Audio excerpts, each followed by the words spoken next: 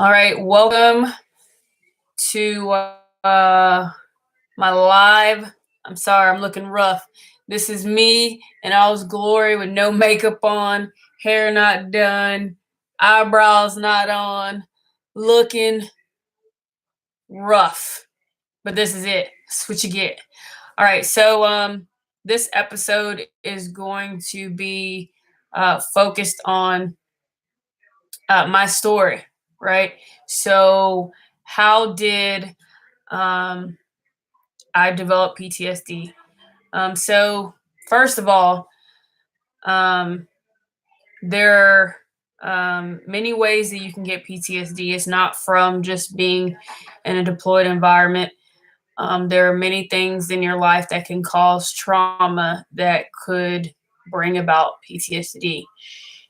Things like um, car accidents, um, losing a child, um, being raped, molested, all different types of things can cause your PTSD.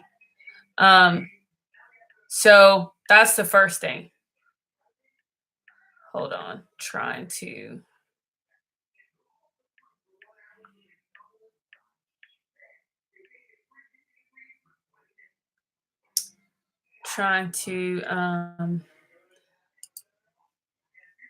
see if we can get anybody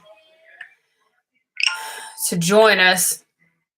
But so you can get PTSD from numerous different things, right? Abusive relationships, whatever. This one is really bad. Anyways, so my particular case, um, I developed mine during uh, my first tour to Iraq. And then it kind of got worse when I had to do a second tour in Iraq. So the first time I was in Iraq, I was doing combat missions outside the wire, um, doing counter IED missions, and um, I would say probably the main thing that caused wouldn't be, anything that I saw or anything that I experienced while there, because you can see my daughter has been in here again in my stuff. I have a latch hook set, and she refuses to wait for me to do it when I'm ready to do it. Um, she wants it to be done like immediately because it's a unicorn and I'm supposed to give it to her. So she doesn't want to wait. She just wants to come in here and start messing with it. So that's what that crap is over there. But anyways, um, so it wasn't anything that I, you know, saw or dealt with in particular. I would probably say what truly caused it was the loss of friends. So we lost a total of 6 people during the time that I was there. Um, and then as soon as I got home, some of the Army guys that were a part of my security team, I want to say 3 or 4 members of my security element passed away shortly after I got back. So, um, so that's about 10 people total if you count my security guys. Um, we lost someone the first 2 weeks into the deployment. He was a team lead for one of our other teams. And so as soon as he died, they needed someone to replace him. And my teammate, which was kind of like my big brother, decided that he would go to their team to be their team lead. Or to, I don't think he was their lead, but I think he went to go help with their team because they needed more people where they were located. So he went. So we lost the first person in August, and then by December, he died. Because they struck an IED. He hit his head on the inside of his vehicle. And when he hit his head on the inside of his vehicle, it caused damage to his brain that he was unaware of that was happening. So he actually wound up getting out of the vehicle, walking around everything because the other person that was in the vehicle with him actually got hurt. And so he was more worried and concerned about the other guy, which is typical of him. And so he wanted to make sure that he was okay, not realizing that he was hurt himself. So they took him to the hospital just to check him out, just to make sure he was good. And come to find out he was bleeding on his brain. And so he wound up dying at the hospital. So obviously I had a hard time with that because he was my teammate. He was pretty much had become like a brother to me. And so I took that pretty hard. And then literally the day we went up to where he was located, and we were getting ready to have his memorial service, one of our captains was in a helicopter, and they thought the helicopter was going to crash. So they told everyone to bail out, and they bailed out into the water, and they had on all their gear, and they couldn't get their gear off fast enough. So he wound up drowning on his way to meet us for my teammates' service. So we lost 2 people in a span of like 2 days. So that was a lot to emotionally handle, losing 3 people, 2 of them so quickly. And so back, and right, I can't get words out, but back to back. And then for my teammates' memorial, I wrote a eulogy to get up there and talk about him. And I was the only one from my team that got up and spoke. And my goal was to get through it without, being emotional or crying, which I think I did that. And I really can't remember, to be honest with you, because I kind of blocked that day out in my mind of like what fully happened. But I know that I did get up there. I got through it. It was a lot to deal with, but I was able to do it. And I think the only reason that I was able to truly get through it is because one of the girls on one of the EOD teams that was with us helped me. And it was funny because me and her didn't necessarily get along. We didn't have beef, but we didn't necessarily get along either, because we ran into each other while we were in training, and I just thought she was not a nice person. But nor did we ever try to get to know each other to know. Went out with them on missions before. Wasn't like she was mean to me or anything. It's just we just never really had a conversation, I guess. But she wound up being a big help to me dealing with my teammates' loss, and we started to become really close. And then she wound up passing away the next month. So we lost her and her team in January.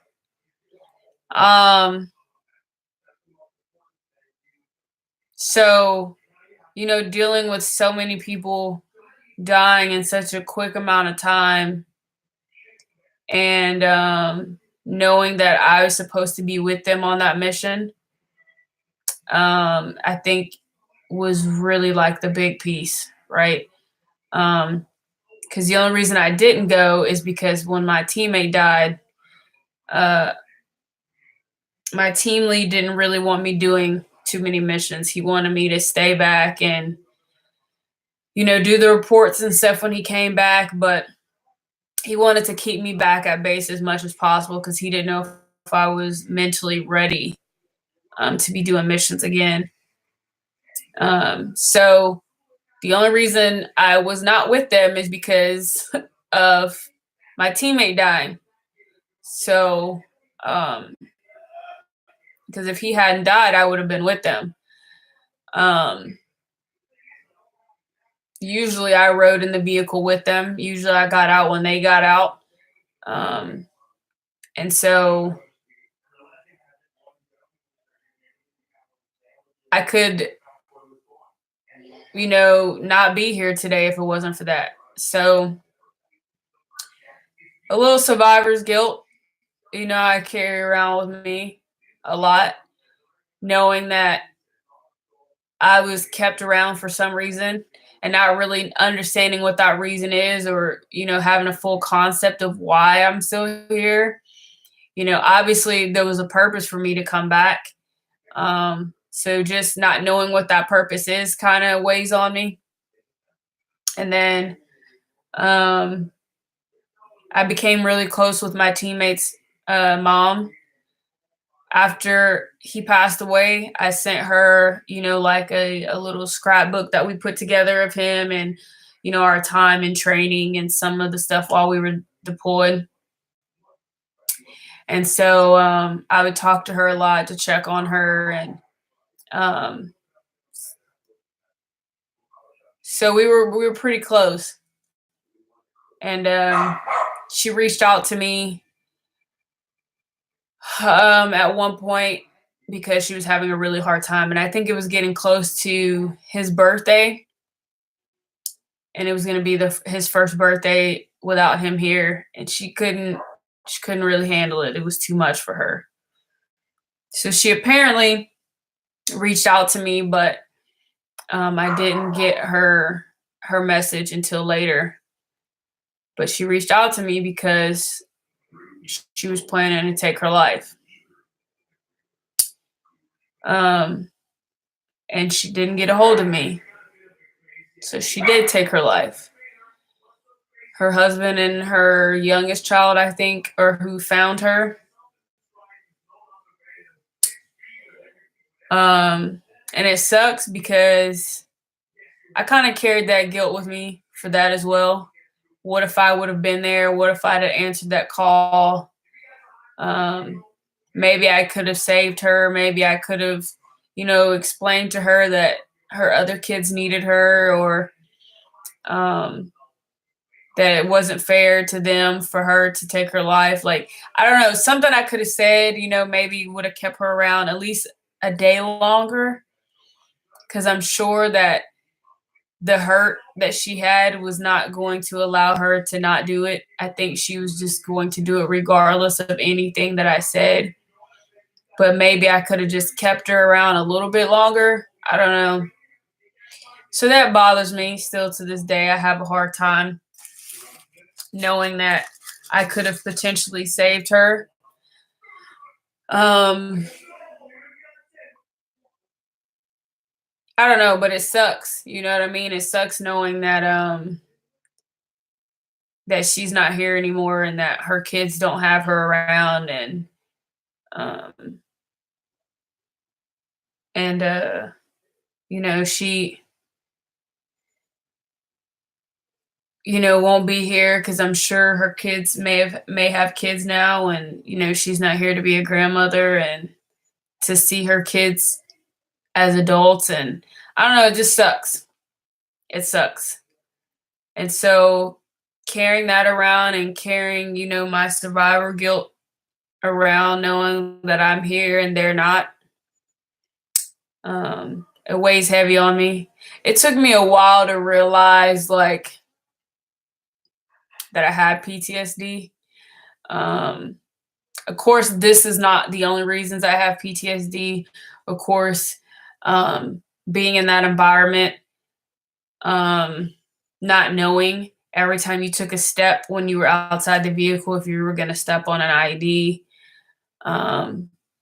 actually stepping on an IED and not realizing it until afterwards, and then you see your footprints across it and you're happy that it didn't go off.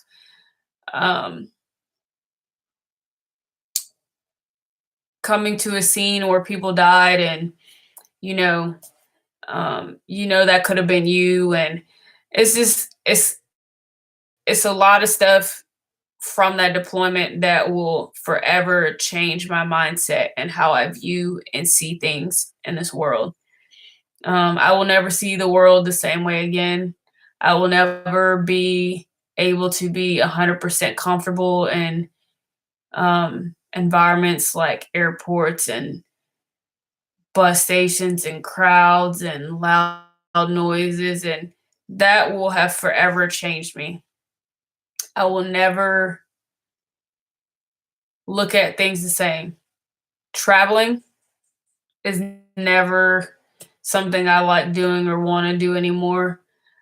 Before this, I traveled all the time. I would go everywhere, especially as a 18, 19-year-old kid living in Europe. I was all over the place. But now, as a 30 something year old, having these experiences, um, I rather not, which sucks for my family and my kids because, they want to go do these things. And I'm like, I'd rather stay home. I don't want to do that. Like, these are not things that I want to experience or be around. And, what can I do about it? Nothing. Can't change it. Can't fix it. Um, I don't know. It's a lot um, to deal with and to um, experience, I guess, and it just changes you, changes your thought processes. It changes, how you view life and how you view other people, and um, I don't know. Um,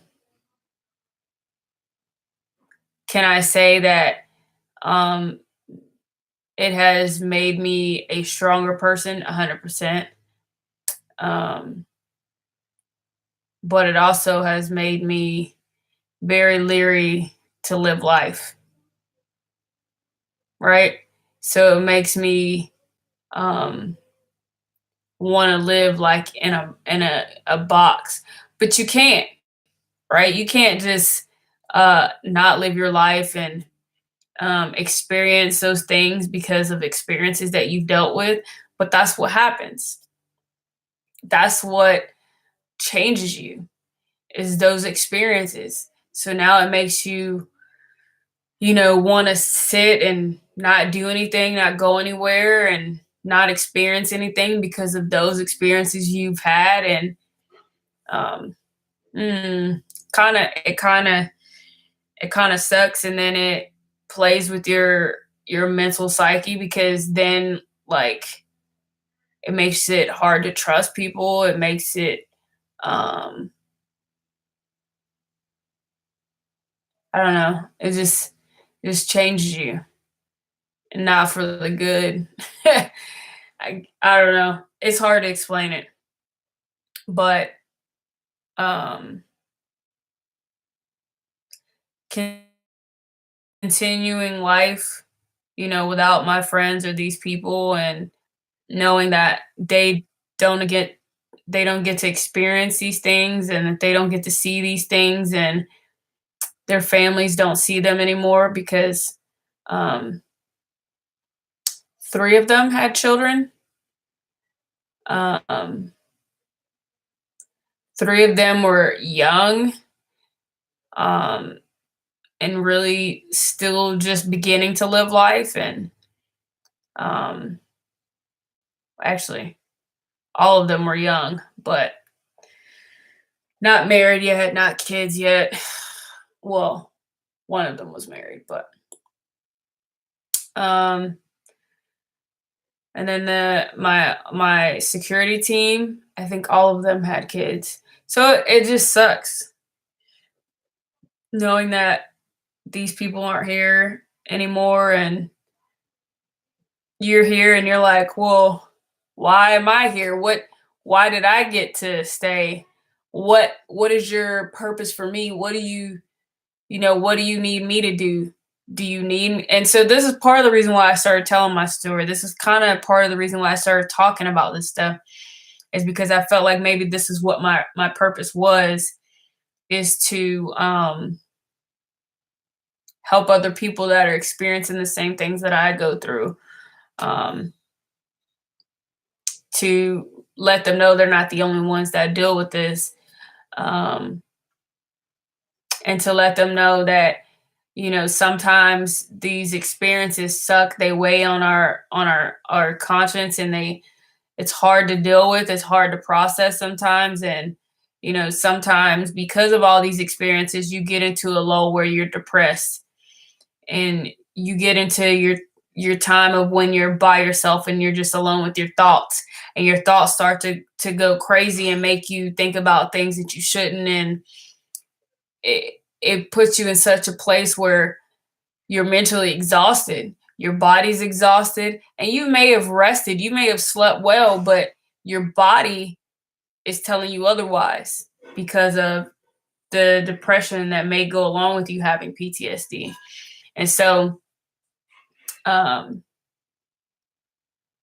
you get to the point where you want to give up because you don't want to do it anymore, and you're tired of feeling like this, and you're tired of feeling like you're alone in these struggles, but you're not. There's a lot of us that go through the same stuff. There's a lot of us who fight through these same, you know, emotions, and the only thing you got to do is just realize this is a period in time.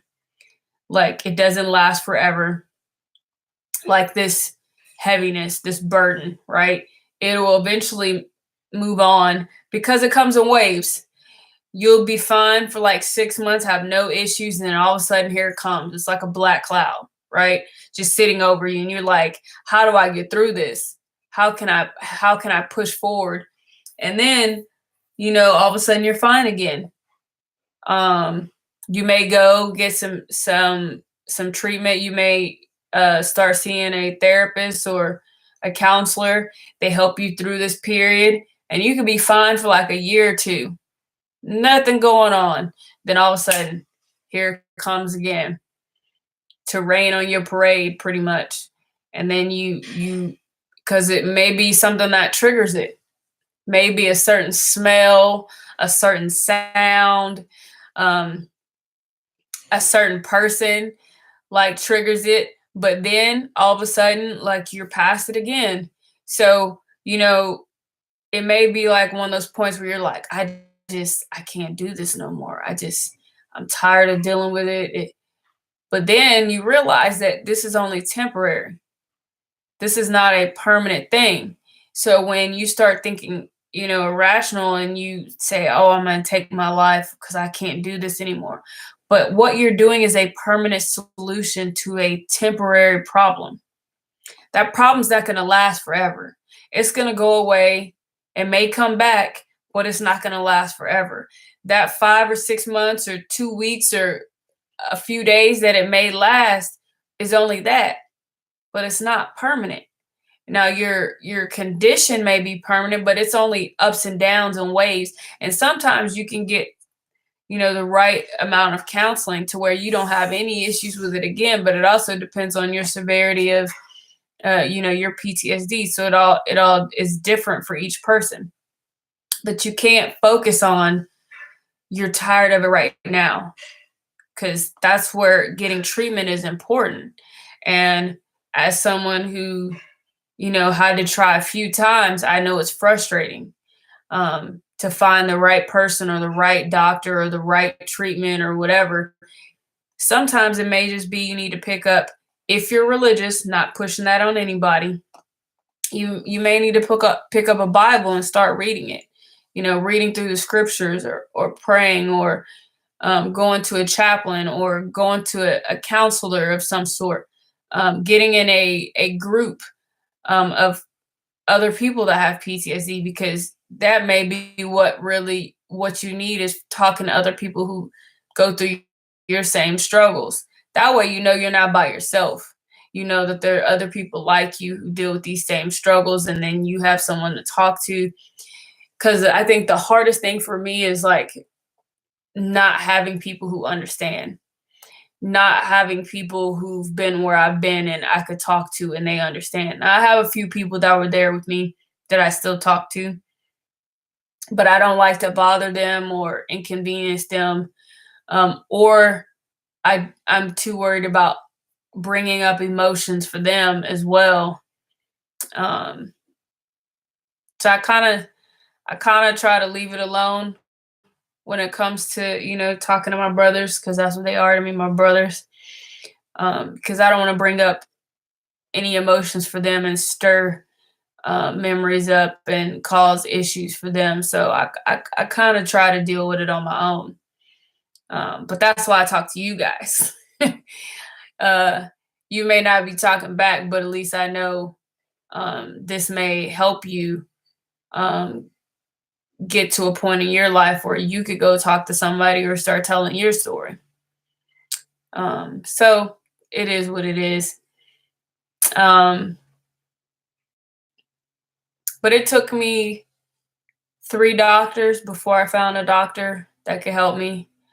Um, I first started to notice I had issues is when I went back to Iraq the second time, and I was at the same location, but this time not leaving the base, and then passing by certain spots on the base and certain smells and going to the DFAC, things like that started to trigger a lot of emotions for me. I had a lot of trouble sleeping, um, had a lot of trouble eating. I got sick a lot while I was there, um, but I had a great mentor that was there with me who had similar experiences, who I spent a lot of time talking to about my problems.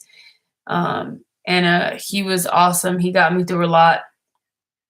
So I was thankful for him because I went to see a doctor. I the doctor was not a doctor who liked to use medication, so he wouldn't give me anything to sleep. All he would give me were these techniques that were supposed to relax me enough to go to sleep. They helped for like a couple weeks, and then it was right back to not sleeping again. Um, so that was it. Then when I got back, um, trouble started at home because my mojo was off. I was stressed out. Couldn't feel like I couldn't talk to my husband about a lot of the stuff. Um, then my kid didn't know me, didn't want nothing to do with me, so that made it worse. Um, so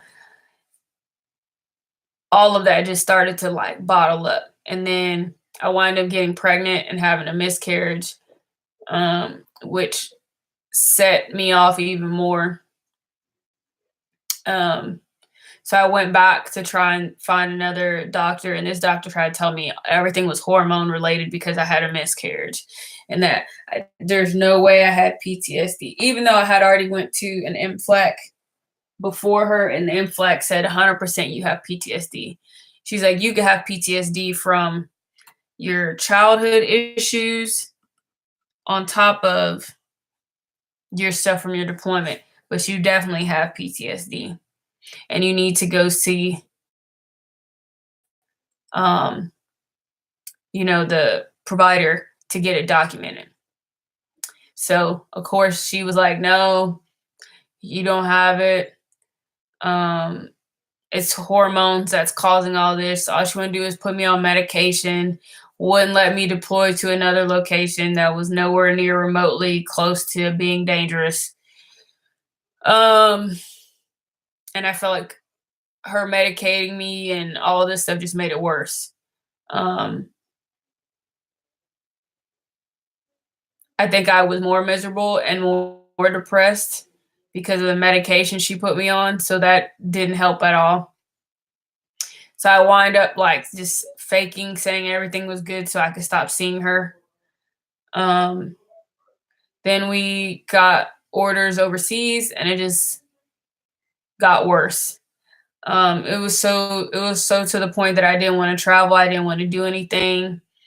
My coworkers kept pointing it out to me that I should go talk to somebody because it wasn't normal for me not to want to travel and for me not to want to be around people and crowds and all of this. And then I talked to one particular lady who went to school for psychology, and she definitely said I needed to try again for treatment. Um, and so I finally found a doctor who was amazing, who specialized in dealing with people like me who had been through traumatic experiences while deployed. And so she was perfect. I worked with her for probably like a year and a half. Um, and that was probably the best I felt in a long time. Um, and then finally, she cleared me and said I was good to go, didn't need treatment anymore. And I felt like I was good. And then we got back to the States and it's been up and down again. So, but I think it has a lot to do with like just not really having a lot of friends here, and um, I don't really do much. So, like, my savior here has been working out. And then now that my health is not 100% and I can't really work out like I want to, and it's been up and down because as soon as I get one health thing squared away, another one pops up. And so it's just, I don't know. I feel like it's just a roller coaster with my health, which is causing, all of this other stuff to come back up. But it is what it is. Um, but eventually I will be back to my normal self. Um, it just takes some time. But that's my story in a nutshell without me going into too much details and worried about what I can and can't say. So we'll leave it at that. Um, I was hoping that there would be some people that would have been on here to ask questions or whatever, but nobody got on. Lame. Um, but yeah, so I guess that's it. Um, I don't have anything else.